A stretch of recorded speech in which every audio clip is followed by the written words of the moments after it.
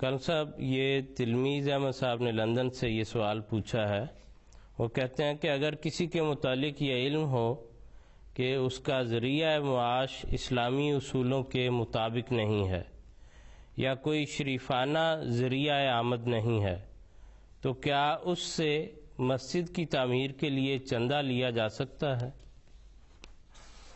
بات یہ ہے کہ جو حرام کی کمائی ہے ناجائز، اس میں سے چندہ لینے کی اجازت نہیں ہے۔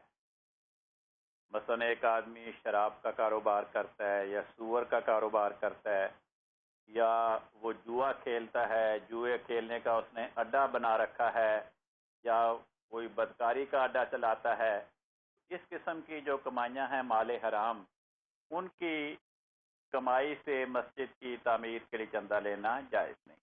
حضرت مسیح موعود علیہ السلام سے ایک مرتبہ کسی نے سوال کیا کہ کیا کنچنی کی بنائی ہوئی مسجد میں نماز ہے؟